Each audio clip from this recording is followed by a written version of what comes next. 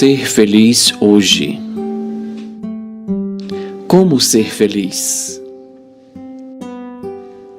Você já parou para pensar o quanto é importante ser feliz? Está na busca da felicidade hoje, agora? Então, ao acordar, comece o dia com uma oração. Eleve o pensamento a Deus e peça suas bênçãos. Depois, sinta na sua alma bons sentimentos. Pense positivamente. Pense nas coisas boas da vida. Mentalize o que vai realizar hoje. Sinta satisfação em tudo que vai fazer, mas não crie expectativas. Espalhe alegria por onde você passar. Cumprimente as pessoas com um sorriso ou palavras gentis. Seja solidário e amoroso. Ajude aos outros. Esteja disposto a colaborar. Deus centuplicará as tuas ações. Seja grato. Agradeça tudo o que lhe acontece, bom ou ruim. Olhe para o alto em prece de agradecimento. Ser feliz não é explosão de alegria, uma euforia passageira que acaba em poucos momentos. Mas ser feliz é um contentamento interno que faz seus olhos brilharem, onde você transborda felicidade. Ser feliz é uma alegria suave, serena, que te faz bem. Você flutua, parece sentir Deus dentro de você. Inscreva-se, curta, compartilhe e comente.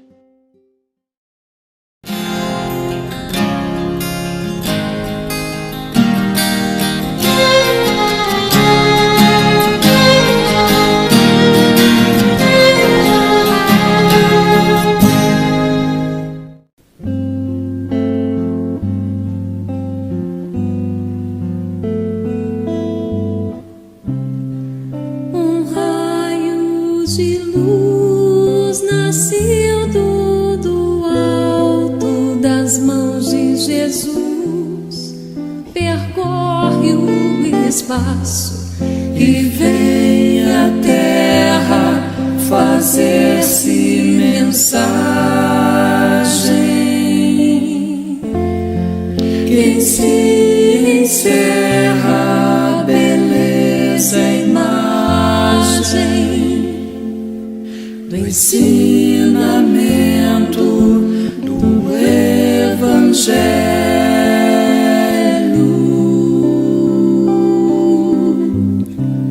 A mensagem deixa a paz na gente e vai agindo igual a semente que muda o caminho onde é semeada, iluminando tudo, florindo a estrada, trazendo ao mundo mais amor e mais vida.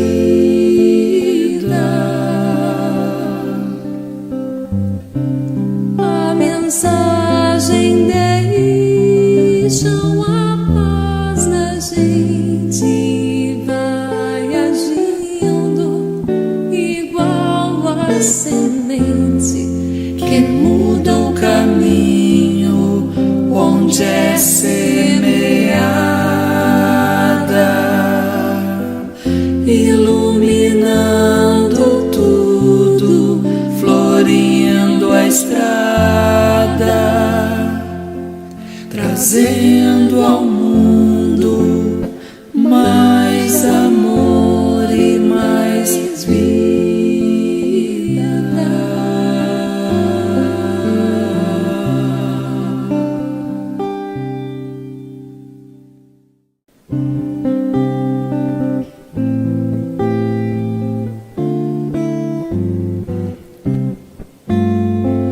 Olho em tudo e sempre encontro a ti. Estás no céu, na terra, onde for. Em tudo que me acontece encontro teu amor. Já não se pode mais deixar de crer no teu amor. É impossível não crer em ti, é impossível não te encontrar, é impossível não fazer de ti meu ideal. É impossível não crer em ti, é impossível não te encontrar, é impossível não fazer de ti meu ideal. Olho em tudo e sempre encontro a ti. Estás no céu, na terra, onde for. Em tudo que me acontece encontro teu amor. Já não se pode mais deixar de crer no teu amor. É impossível não crer em ti, é impossível não te encontrar, é impossível não fazer de ti meu ideal. É impossível não crer em ti, é impossível não te encontrar, é impossível não fazer de ti meu ideal. Olho em tudo e sempre encontro a ti.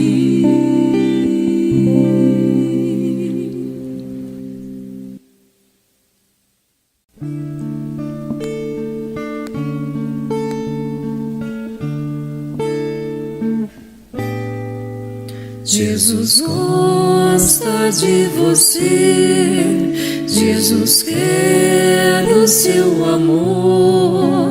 Seja você bonitinho, seja como você for, é o amor sem distinção.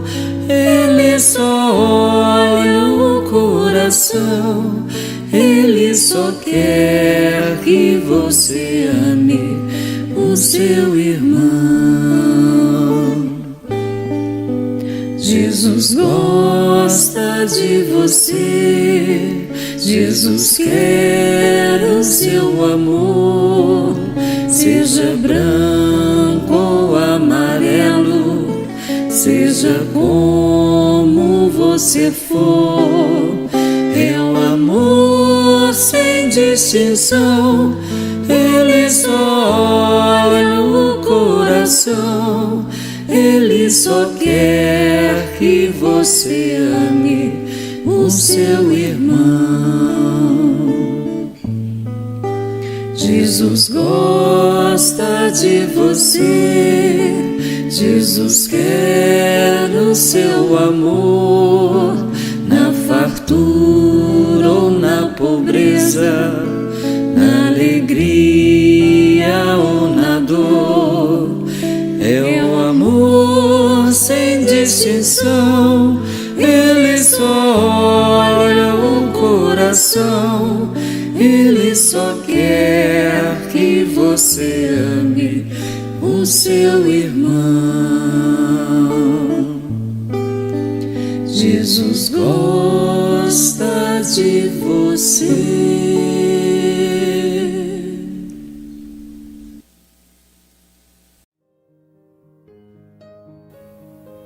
aprender a sorrir. Senhor, ensina-me a sorrir. Sem querer, deixo de emitir o sorriso, tranco-me, reservo-me. De outras vezes, sorrio seco, inexpressivo, fora de hora. O sorrir exige meu domínio interior, comunicação, amor. É um projetar e um desdobrar do espírito, que reclama a pureza e o prazer de servir. E é para alcançar essa pureza de alma que me ligo a Ti, neste momento, através dos fios do pensamento. Tu és o vibrar da vida, o ponto de chegada e de vitória, a sustentação da alegria e da paz.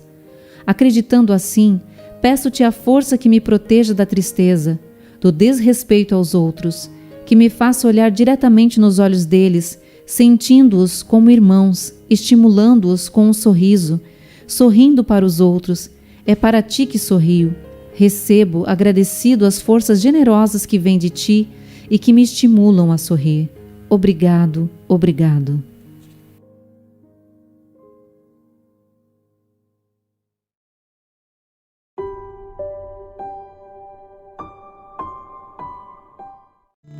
Prece do Auxílio.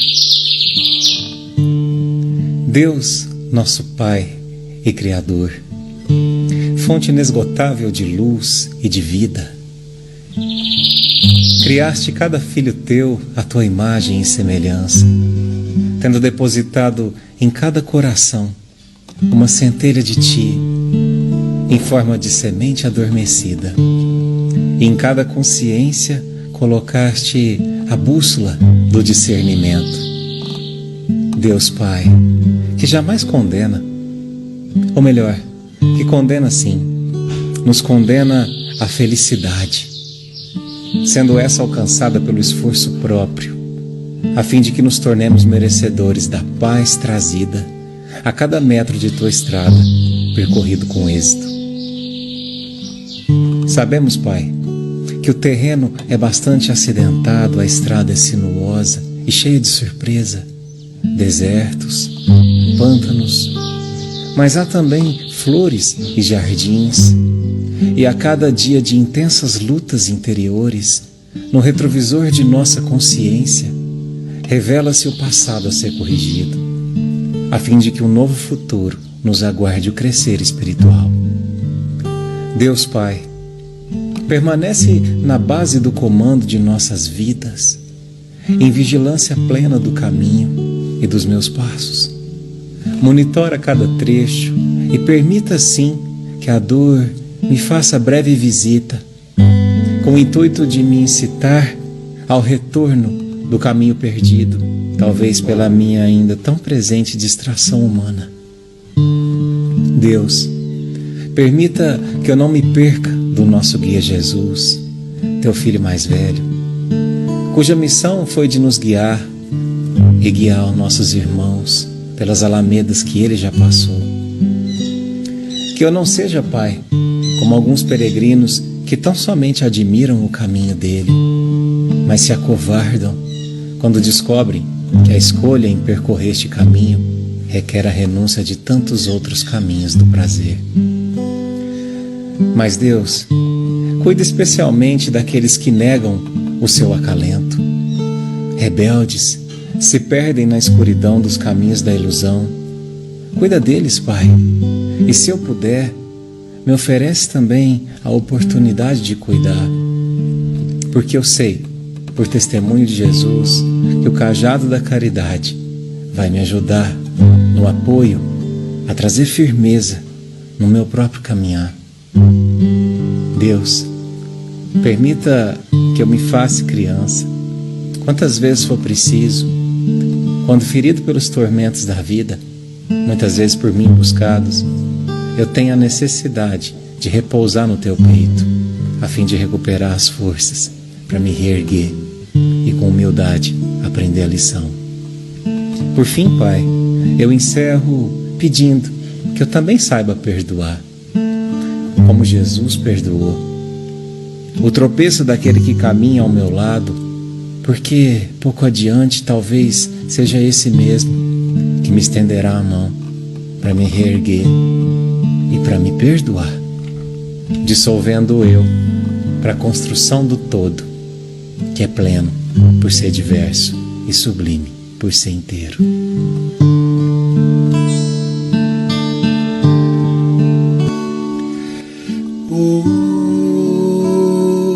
Hoje eu estou tão em paz comigo, parece até que não faz sentido o que eu tenho chorado, o que eu tenho sofrido.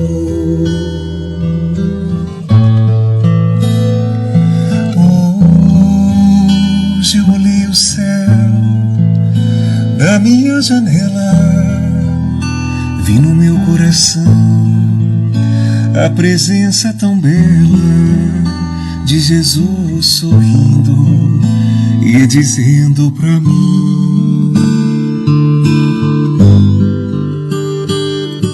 vem, deposita em minhas mãos todos os teus problemas, levante esse olhar, não chore, não temas, não perca esta fé que você tem em mim. Quem vem a mim se alimenta do pão da vida, quem segue meus passos não sente as feridas, tem a paz que eu dou, é feliz enfim. Senhor, perdoai meus pecados, me aceite ao teu lado e me deixa tocar o teu manto sagrado, e a graça que eu peço terei na tua luz. Senhor, quem sou eu para que entreis em minha morada? Mais um fio de tua luz numa telha quebrada ilumina uma vida para sempre, Jesus. Jesus Salvador, Jesus Salvador, Jesus Salvador, Jesus Salvador.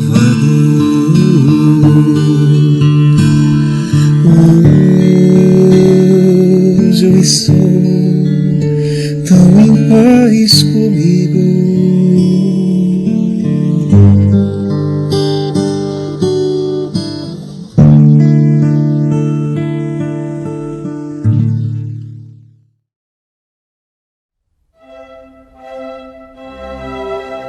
Estudando o Livro dos Espíritos com Allan Kardec.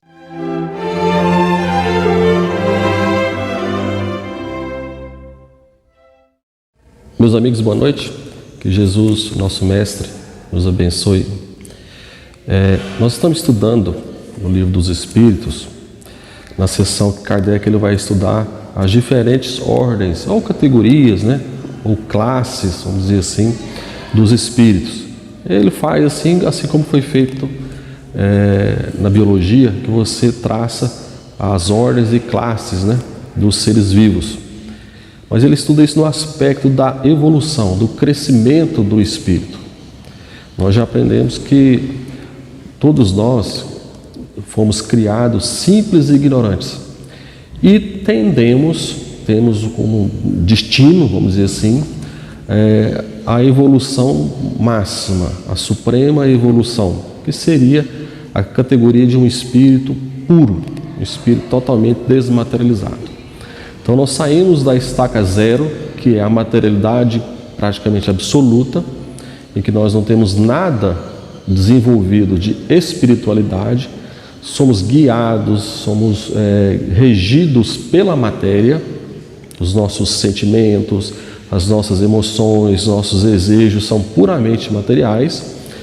E no outro extremo estaria os espíritos puros, que são aqueles que já estão totalmente desvinculados à matéria, já não precisam por si mesmos da matéria para se manifestar, seus desejos, suas vontades não são devidos à matéria.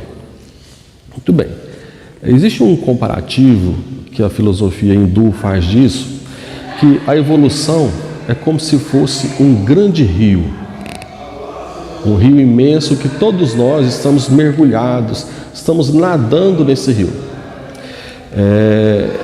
Nós podemos, se quisermos, nadarmos contra esse rio.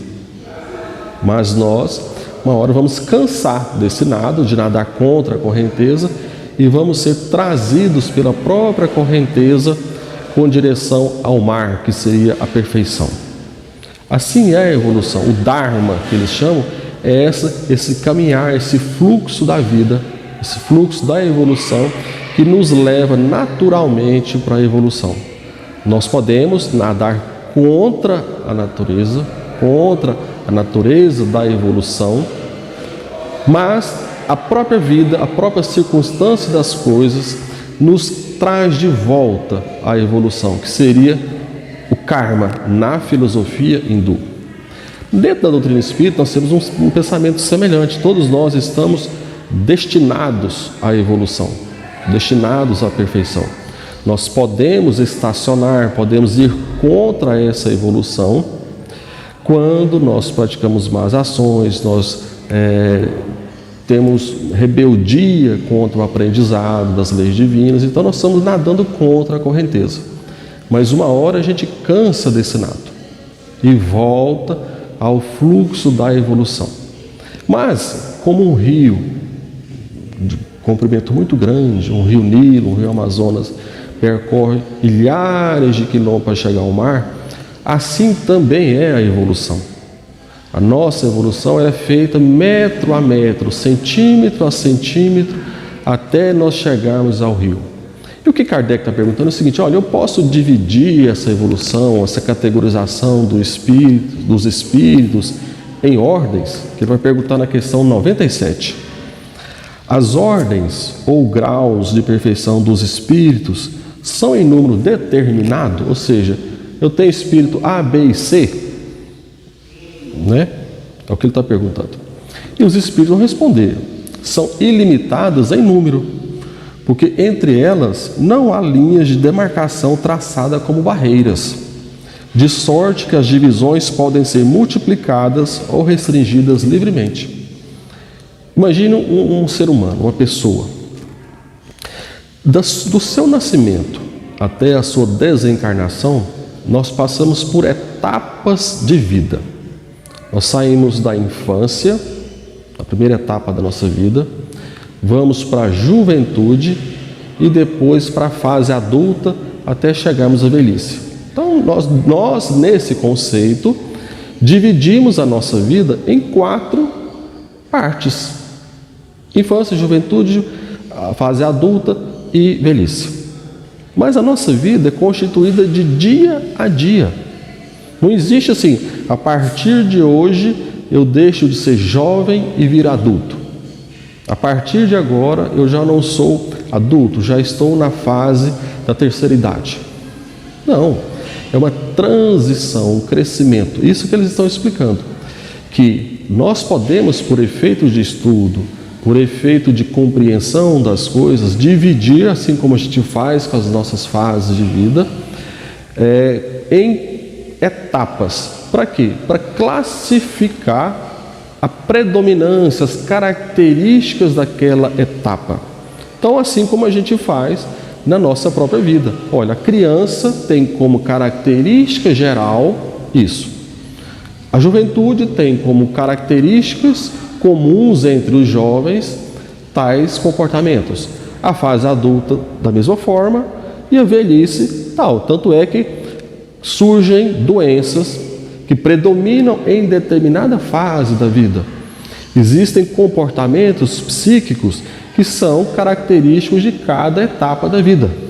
Mas, repetindo, isso é apenas uma separação para efeito de compreensão e estudo, e assim são os espíritos. Então Kardec, para efeito de estudo, para efeito de compreensão dessa nossa jornada evolutiva, separou toda essa jornada, ou seja, da nascente do rio até a sua foz, ele dividiu em 3 partes. Ou seja, na primeira parte nós somos espíritos imperfeitos, que é uma característica que predomina sobre praticamente todos nós. Nós ainda somos regidos pela matéria. A matéria governa nossos sentimentos, nossas emoções e tudo. Por mais que nós já tenhamos algum vislumbre de espiritualidade, de moralidade avançada. Então eu já começo, mesmo na minha fase imperfeita, ter visões espirituais, no sentido assim, olha, a minha vida não é só corpo, a minha vida existe um espírito, existe algo maior. Mas lá no comecinho da imperfeição, dos espíritos imperfeitos, eu era muito arraigado à matéria. Então o que me domina? O que me fazia mover? Os meus desejos puramente materiais.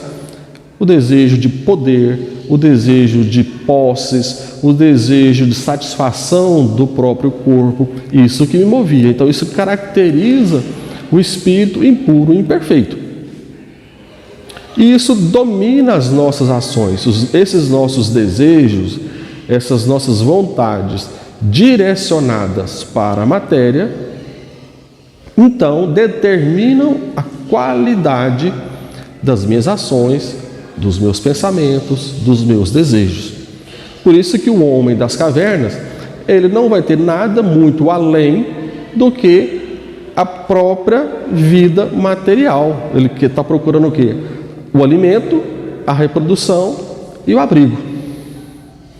Mais para frente, mais capazes, mais evoluídos, nós começamos a desenvolver sentimentos de sociedade, começamos a ver que já existe o outro, e nós vamos caminhando, nós vamos seguindo esse fluxo da vida. Já na segunda ordem que Kardec estuda, ele já vai dizer assim, olha, existem os espíritos, vamos dizer assim, superiores. O que são espíritos superiores? São aqueles espíritos que já predomina o desejo do bem. O bem está predominante sobre o mal, mas que ainda tem alguma influência da matéria. Então nós vemos aí os grandes vultos da humanidade que trouxeram tanto bem e tudo mais. Eles, o desejo do bem, a construção que fazem, aquilo que os move durante a sua jornada terrestre é o desejo de fazer o bem. Mas, esclarecem os espíritos, eles ainda estão suscetíveis à influência da matéria. Esses espíritos, muito embora a reencarnação deles no planeta Terra seja uma exceção, ou seja, espíritos superiores, eles vêm ao planeta Terra não por necessidade própria, não é porque eles precisam para a própria evolução, mas para trazerem algum bem a toda a humanidade, ou a determinado grupo de espíritos, ou em missão, ou para fazer algo em favor de um grupo de pessoas. Esses espíritos, porque já crescidos, evoluídos, já aprenderam, eles vêm à Terra em situações especiais. Já os espíritos puros, e o nosso maior exemplo disso é Jesus, são espíritos já totalmente desmaterializados. Nós sequer conseguimos imaginar isso. Ou seja, são espíritos que, para se manifestarem entre eles, que vivem, que eles trabalham, que eles exercem toda a sua plenitude, mas eles não precisam da matéria. Ou seja, eles não têm um corpo físico, não têm um corpo perispiritual, como todos nós temos. Ou seja, eles já prescindem disso, eles já não precisam mais da matéria. E diz os ensinos dos espíritos que são que esta categoria de espíritos já conhece a felicidade plena.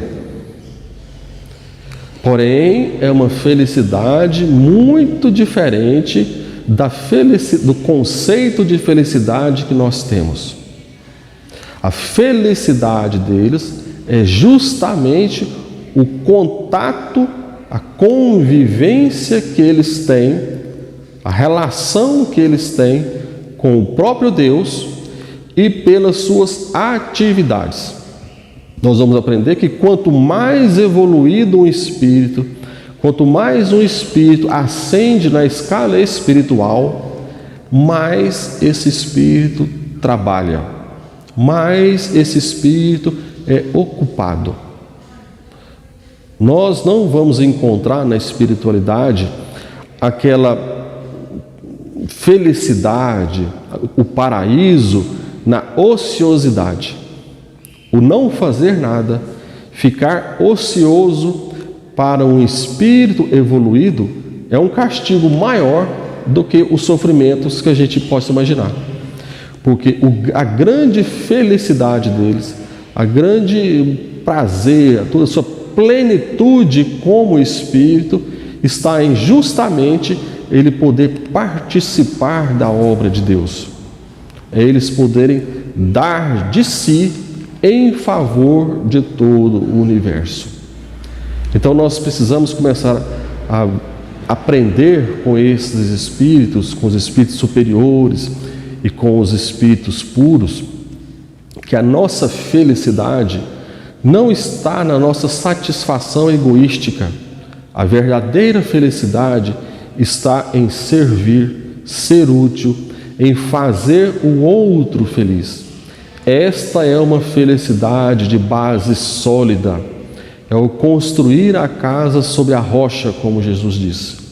Ou seja, nós estamos aí traçando a nossa evolução, traçando o nosso crescimento, no momento que nós deixamos de ser puramente materiais, ou seja, eu vivo para satisfazer o meu próprio corpo, e começamos a colocar a espiritualidade dentro de nós. O que é colocar a espiritualidade dentro de nós? É justamente começar a enxergar fora de mim, começar a enxergar o próximo, eu não ser tão afetado pelas coisas pequenas da vida, pelo melindre, pelo rancor, pelo ódio, pela preguiça, pelo comodismo. Tudo isso são características de espíritos imperfeitos. Nosso direcionamento é para a perfeição, ou seja, ter sentimentos mais nobres, ter um pensar mais elevado, ou seja, desejar o bem acima do mal. Então, que Jesus, o nosso Mestre, nos abençoe hoje e sempre. Muito obrigado. Acompanhe agora mais um tema doutrinário do Evangelho de Jesus.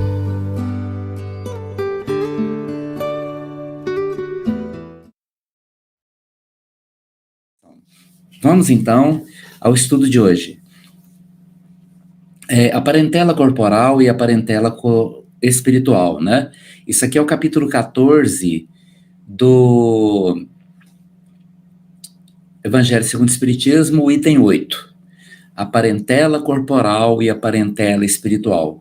Isso aqui, muitas vezes, essa questão dos laços de afinidade que se constroem pela dificuldade, né, que às vezes existem junto à convivência familiar, né? Existem pessoas que, fora dos laços familiares, encontram muito mais amparo, encontram muito mais equilíbrio, encontram muito mais força, encontram muito mais fé, ou seja, muito mais apoio, muito mais amparo fora do círculo familiar, né? E isto está relacionado à composição de nossas famílias, né? Então, a composição espiritual de nossas famílias, onde os laços de afeto são atraídos para uma mesma encarnação, assim como os laços de desafeto. Os afetos e os desafetos, eles são atraídos para a mesma convivência no mesmo âmbito familiar. Então, vamos ver o que esta mensagem aqui, deixa eu ver, é uma mensagem, uma análise do próprio Allan Kardec, né? E vamos ver o que ele tem a dizer aqui para nós. Os laços do sangue não criam forçosamente os liames entre os espíritos. O corpo procede do corpo, mas o espírito não procede do espírito, porquanto o espírito já existia antes da formação do corpo. Não é o pai quem cria o espírito de seu filho, ele mais não faz do que fornecer o invólucro corpóreo, cumprindo-lhe, no entanto, auxiliar o desenvolvimento intelectual e moral do filho, para fazê-lo progredir. Auxiliar o desenvolvimento, essa palavra é muito importante. Os que encarnam numa família, sobretudo como parentes próximos, são as mais das vezes espíritos simpáticos, ligados por anteriores relações que se expressam por uma afeição recíproca na vida eterna, na vida terrena. Mas também pode acontecer sejam completamente estranhos uns aos outros, esses espíritos, afastados entre si por antipatias igualmente anteriores que se traduzem na Terra por um mútuo antagonismo que aí lhes serve de provação.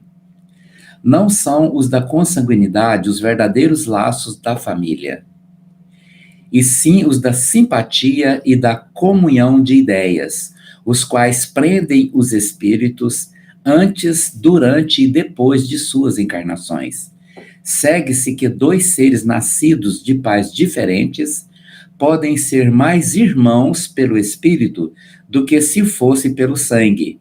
Podem, então, atrair-se, buscar-se, sentir prazer quando juntos, ao passo que dois irmãos consanguíneos podem repelir-se, conforme se observa todos os dias. Problema moral que só o Espiritismo podia resolver pela pluralidade das existências. Há, pois, duas espécies de família: as famílias pelos laços espirituais e as famílias pelos laços corporais.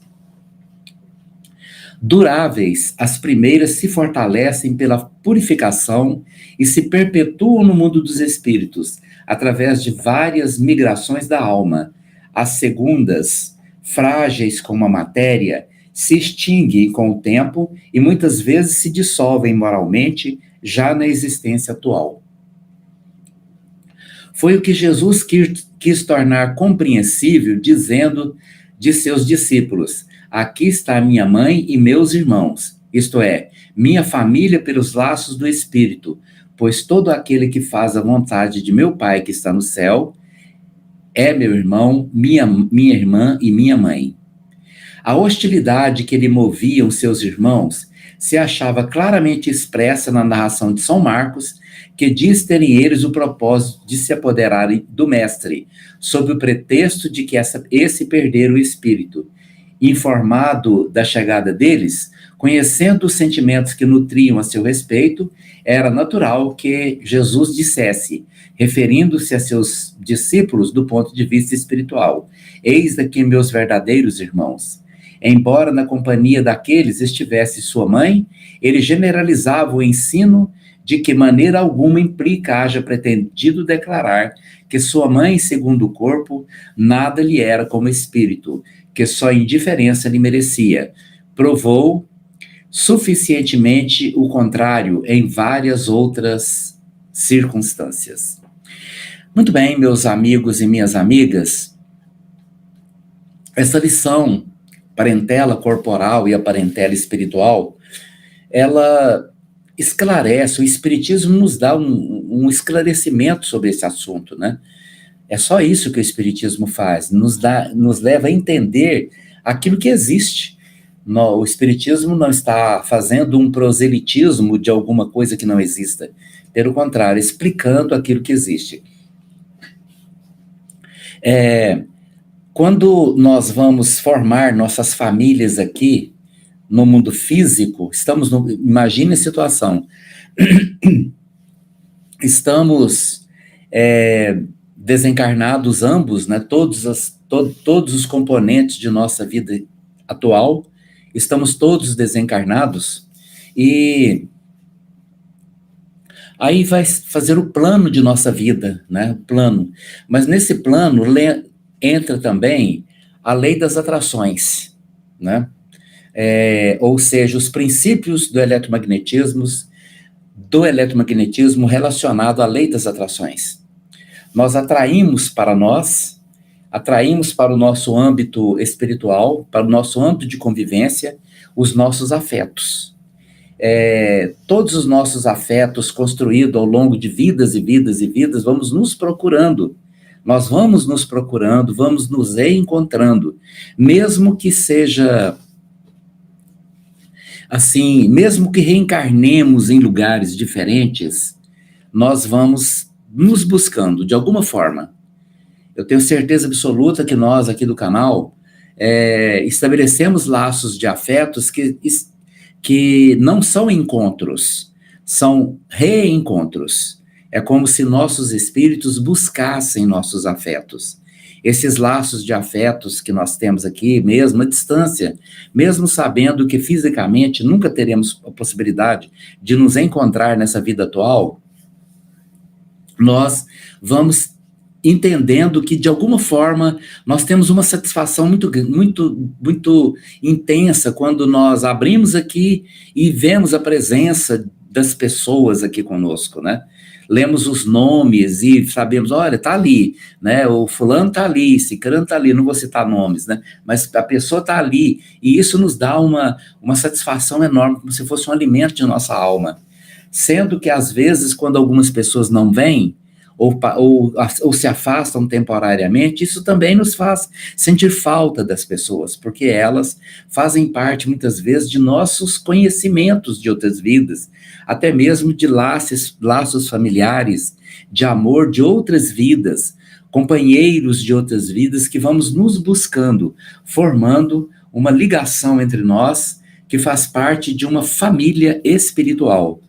A família espiritual é muito maior do que a família corporal, até pela quantidade de espíritos que existe no plano espiritual, que é muito maior do que a família, do que a quantidade de pessoas, de espíritos desencarnados, é muito maior do que a quantidade de espíritos reencarnados, né?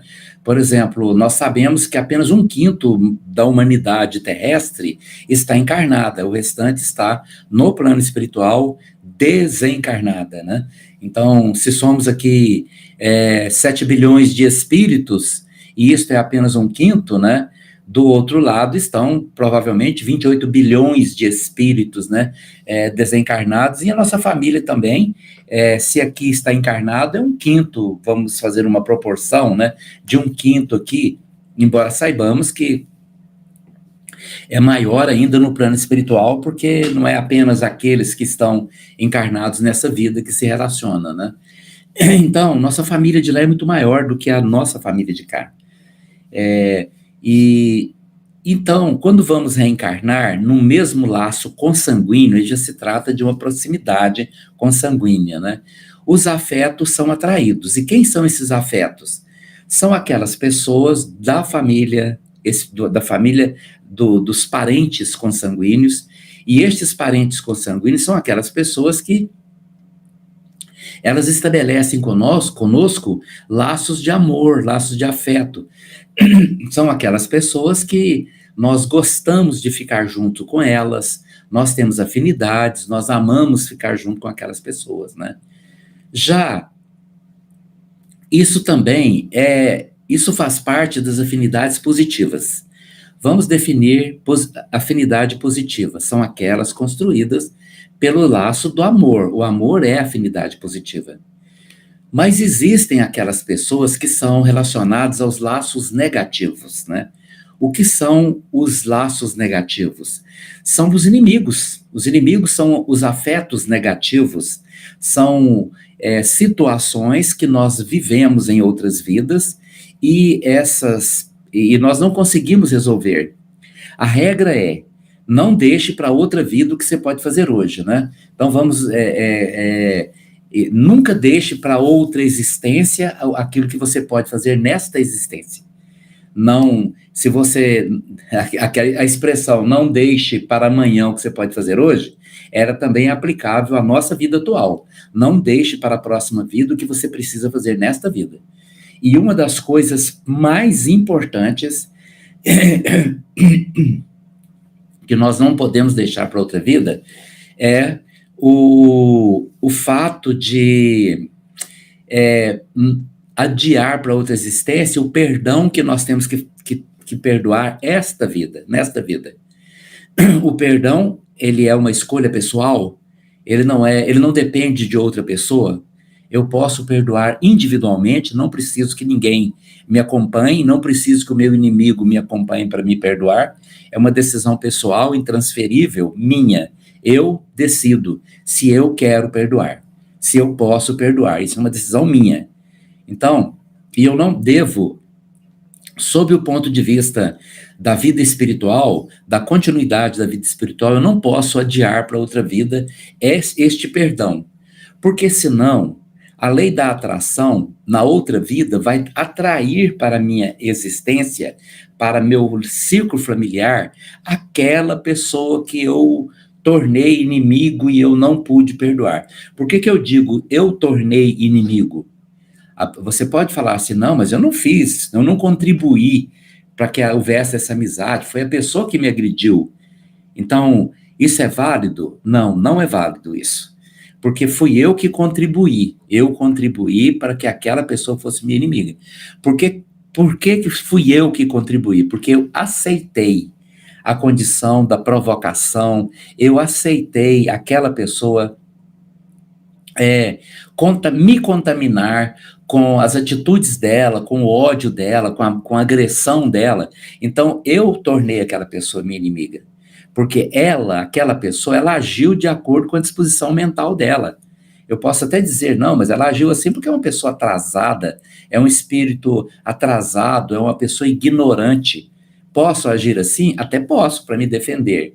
Né? Não preciso falar isso para ninguém, mas eu posso, num primeiro momento, na busca do perdão, agir dessa maneira. Falar, eu não vou, né? É válido você dizer assim, não, tudo bem, o que vem de baixo não me atinge? É válido sim. Porque às vezes eu preciso, num primeiro momento, de criar uma justificativa para que eu perdoe, por exemplo, uma agressão gratuita. Eu não fiz nada para poder provocar aquela situação e de repente vem ali aquela pessoa agressiva e me agride. Então eu posso sim usar um dispositivo temporário para poder me defender daquela pessoa. Eu preciso ter defesas, né? Você precisa. Mas num segundo momento, você pode simplesmente realmente perdoar e não emitir nenhum julgamento, nenhum tipo de julgamento no que diz respeito ao comportamento daquela pessoa. Então, sob qualquer circunstância, eu tornei aquela pessoa minha inimiga. E eu não posso perdoar, dizer assim, não, eu vou perdoar na outra vida. Porque se isso acontecer, os laços positivos de minha família serão atraídos para minha outra encarnação. Mas os laços negativos também. E aquele laço negativo vai fazer que o pior inimigo reencarne mais próximo na minha família. Ele vai ser o filho, vai ser a filha, vai ser o marido, vai ser a esposa. Esta é a situação. Por isso que os laços consanguíneos precisam se tornar laços de afeto, pelo menos do meu lado, aquela pessoa que sabe mais. É de lei que o mais sábio precisa auxiliar o mais ignorante. Aquele que mais tem precisa ajudar aquele que menos tem. Isto faz parte das leis espirituais. E quem é que mais sabe, no caso aqui? O espírita. Porque os outros não sabem disso, não. Os evangélicos não sabem disso. O evangélico, quando ele tem uma pessoa extremamente problemática dentro da casa dele, dentro da família, diz o quê? Que aquela pessoa está endemoniada. É simples assim, né? Ele não consegue entender que aquela pessoa faz parte de um elo anterior que veio para sua família. Por isso que eu, do meu lado, eu preciso, dentro da relação de familiar, de laços consanguíneos, e até mesmo no ambiente de trabalho, porque isso também progride, né, para o ambiente de trabalho. Pode ser que o desafeto de uma outra vida, aquela pessoa com quem eu implicava na outra vida, ela venha para a minha vida atual como um colega de trabalho, aquela pessoa antipática, insuportável do colega de trabalho, e que ao invés de eu odiar aquela pessoa e falar mal dela, o que Jesus me ensina? A enviar para ela boas energias, perdoando aquela pessoa, orando com ela, envolvendo aquela pessoa em bons sentimentos, em equilíbrio, em paz e harmonia. Então, isto tudo faz parte de uma atitude. Observa que o Espiritismo, aos poucos, ele vai nos ensinando a ter uma atitude construtiva em toda a nossa vida, relacionada a todo tipo de convivência, relacionamento, tudo isso está relacionado a uma visão que o Espiritismo nos ajuda a compreender. O Espiritismo me ajuda a entender que, por exemplo, se eu adio para outra vida uma situação desta, o que eu estou fazendo? Eu estou, na verdade, adiando um problema, que não estou tendo uma solução de dizer assim, não, eu vou deixar isso para depois. Não é, porque isso aí você simplesmente estará adiando um problema. E como será na outra vida? Aqui você está vivendo um problema aqui e agora, neste momento. O que acontece? Quando nós reencarnamos, nós somos dotados do dom do esquecimento. Eu digo que isso é um dom, uma maravilha que acontece na nossa vida. Por que nós esquecemos todos os acontecimentos da outra vida? Qual o motivo disso?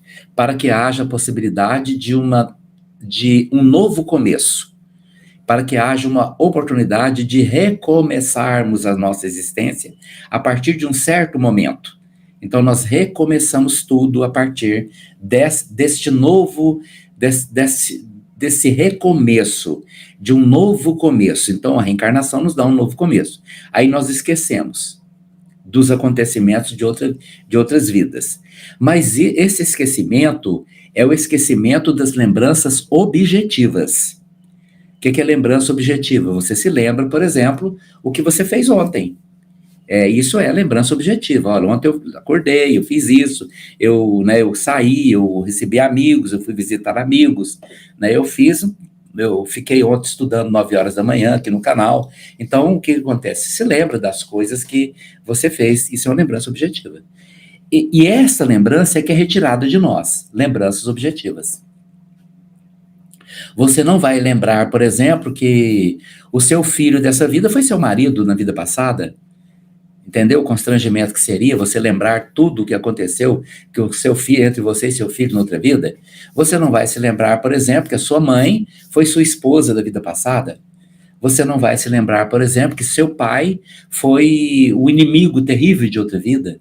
Você não vai lembrar, por exemplo, que aquele amor que você tem por aquela pessoa específica que você ama muito, que você quer do seu lado, na verdade, foi uma filha querida, um filho querido de outra vida. Essas lembranças são retiradas de nós.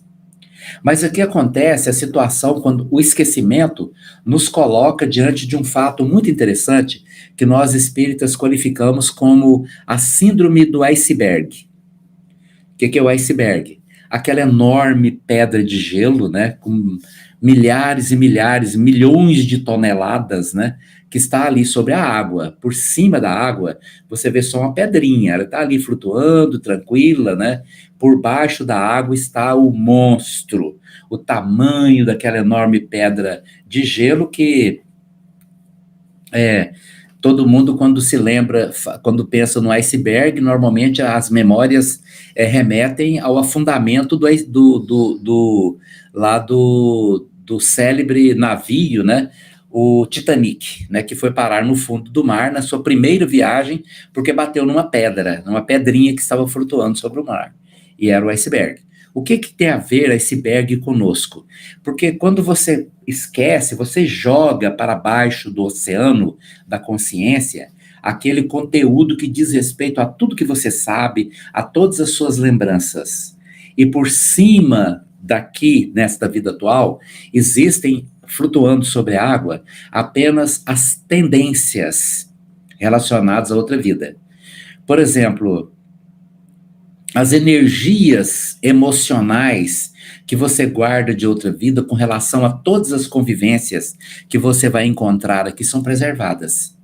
Então, existem as simpatias naturais, né? Você chega perto daquela pessoa, você olha para ela e já sente uma simpatia natural por aquela pessoa. São pessoas que você gosta de estar presente, né? Você chega perto dela e se sente bem, sua alma se sente alimentada só de estar perto. Este é o laço, isto é o afeto natural daquela parte que ficou sobre o oceano da consciência, aquela pontinha que ficou para cima ali, bem pequena, que faz com que você sinta bem na presença de quem você se sentiu bem. Mas o outro lado é verdadeiro. Esta mesma tendência faz com que você se sinta mal na presença de alguém com quem você já se sentiu mal na outra vida. E isto também está relacionado ao nosso comportamento, às suas tendências. Você tem tendências para coisas boas e tem tendências para coisas ruins. Existem coisas dentro de nós que nós não contamos para ninguém, né? Não, nós guardamos para nós, porque faz parte de uma intimidade que nós não queremos que os outros saibam, mas que estão presentes em nós. Pensamentos, sentimentos, tendências, que aqui nesta vida nós procuramos superar, através de uma busca permanente, por um treinamento de buscar superar nossa vida. Tudo isso está ali.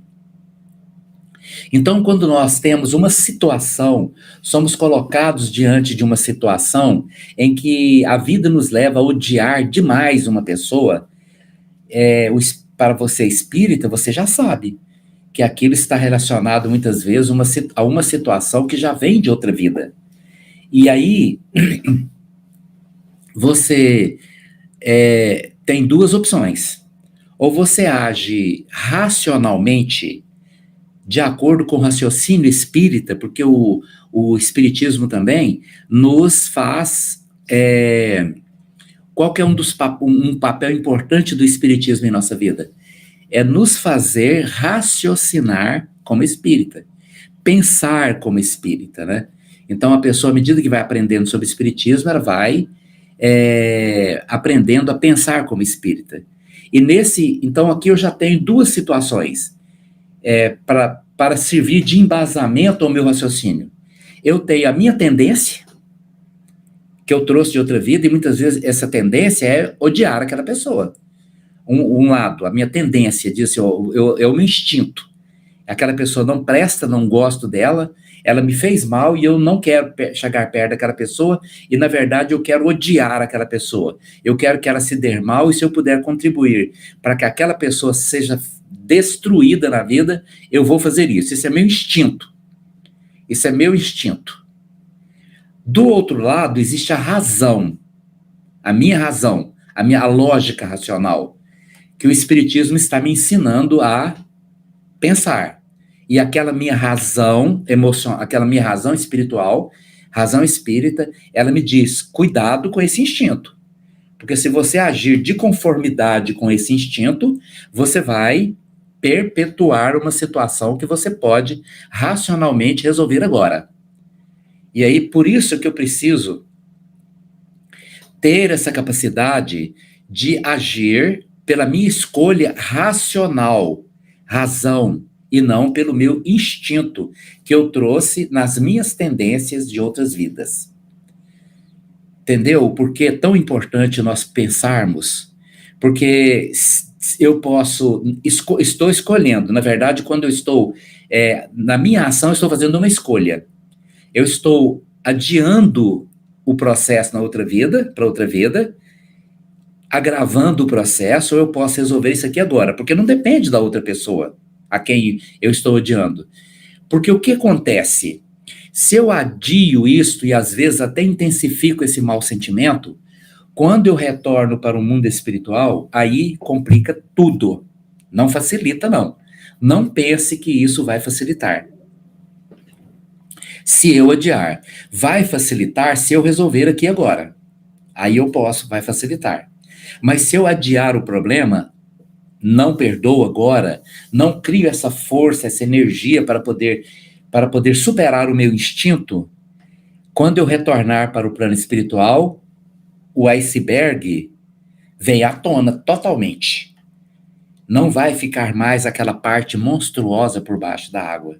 E eu vou me lembrar do porquê, nesta vida atual, eu nasci instintivamente na tendência de ter ódio e mágoa de pessoas à minha volta. Aí eu vou saber os porquês. Que é aquela pessoa, por exemplo,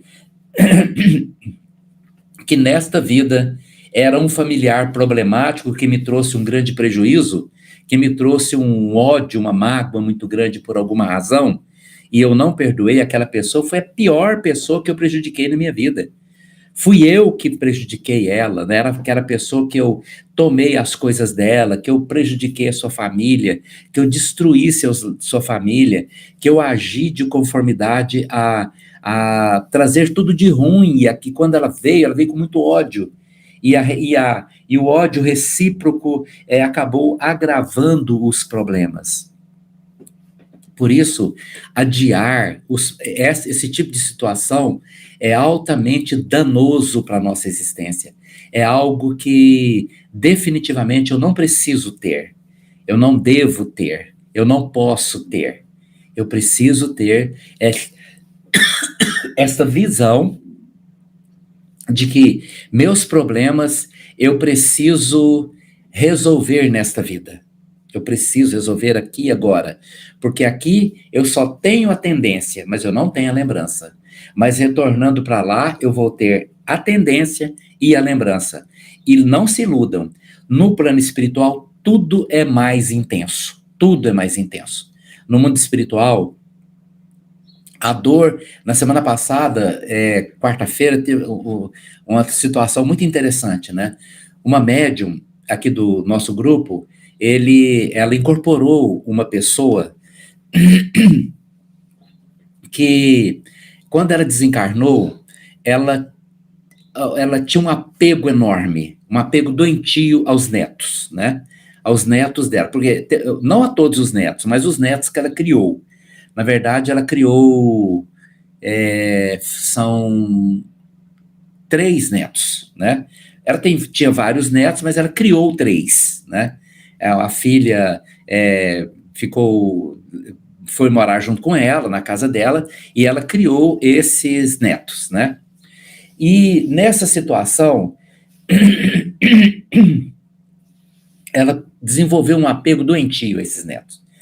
E aí o que acontece? E quando ela desencarnou, os netos já eram todos adultos, né? Mas o apego dela continuou doentio a esses 3 netos. E uma coisa que ela chegou no centro, né, incorporou, porque ela não consegue, sabe? Ela fica indo e vindo. Eles vão convencem ela, vai pro plano espiritual, e aí chega lá, de repente ela entra naquele desequilíbrio tão profundo, e ela foge e volta para a família, volta para perto dos netos, né? Isso já aconteceu ao longo desses, acho que 2 ou 3 anos que ela desencarnou, mais ou menos por aí. Ela chegou a um momento em que isso se repete várias vezes, né? E agora foi mais um desses eventos. E nós temos acompanhado ela ao longo do tempo. E aí o que acontece? Ela falou claramente, você sabe o que acontece? A minha dor aqui é muito maior, né?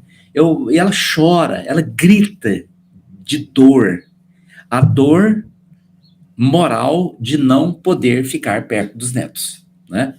E ela sabe agora que ela prejudica os netos ao ficar perto dela. 2 rapazes e uma moça, os netos, né? E aí, ela grita de dor, né? E ela fala assim, aqui é muito pior, eu sofro muito mais aqui, minha dor aqui é muito maior, né? Por favor, me ajude, minha dor é maior. E aí o que acontece? Ela vai passando, vai melhorando, vai respirando, vai controlando aquela dor, e aí ela melhora, e eles pegam ela, levam de novo.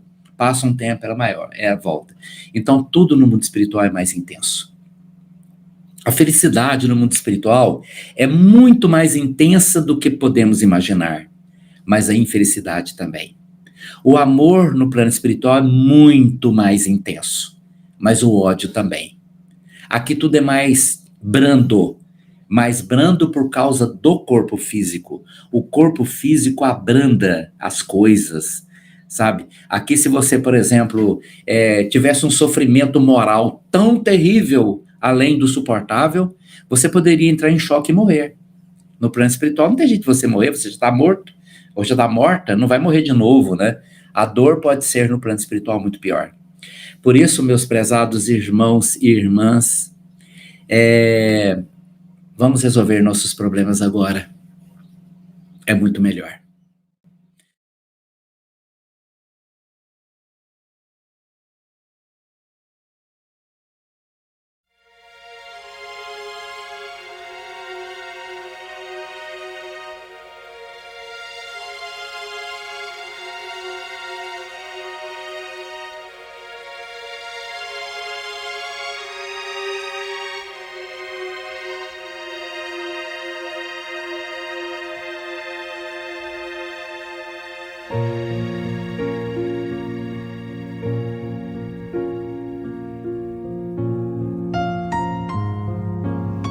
Queridos irmãos em Cristo, nesse momento de suave meditação, pedimos a presença de espíritos amigos para esse passe. Senhor de infinito poder e bondade, ajudai-nos a retirar da nossa mente todos os pensamentos negativos que se encontram alojados em nossa alma, fruto da nossa condição de ser imperfeito. Que ideias de vingança, pensamentos inferiores e egoístas sejam afastados da nossa mente. Que os desequilíbrios emocionais, ansiedade, impaciência e estresse sejam corrigidos, visando uma nova harmonia do nosso ser. Que todas as doenças alojadas em nosso corpo tenham seu mecanismo de enfermidade interrompido no nosso sistema de defesa orgânico e inicie a revitalização da nossa saúde. E assim, meu Pai Celestial, com suas bênçãos e as energias luminosas e curativas de seus missionários, possamos receber as melhores vibrações energéticas através deste passe, e que essas vibrações venham em forma de ideias edificantes, de otimismo, alegria, e nos fortaleça para o perdão, a paciência e a serenidade necessárias à resolução de nossos problemas e provações. Peço, Senhor, que nos ensine a viver um dia de cada vez, que nos oriente a superar os traumas do passado e guardar apenas as lições valiosas, tanto de experiências felizes como as dolorosas. Também, Senhor, permita o cuidado necessário para controlarmos o medo diante do futuro que ainda está fora do nosso alcance. Que possamos aproveitar a beleza e o sabor dessa existência em cada momento sagrado que o Senhor nos permite viver, com sabedoria, discernimento e entusiasmo pela vida. Que nessa jornada terrena possamos aprender a nos elevar espiritualmente um pouco a cada dia, sempre seguindo os conselhos do Cristo. E que o espírito de fraternidade, o amor de Deus ao próximo e a nós mesmos sejam a base do nosso comportamento e a prática da caridade e do perdão a nossa conduta diária. E dessa forma possamos ser merecedores das suas bênçãos, nos fortalecendo e curando nossas enfermidades por sua intercessão misericordiosa. Em nome de Jesus, agradecemos por tudo que recebemos até o dia de hoje, rogando mais uma vez a tua proteção, o teu amor e a tua paz.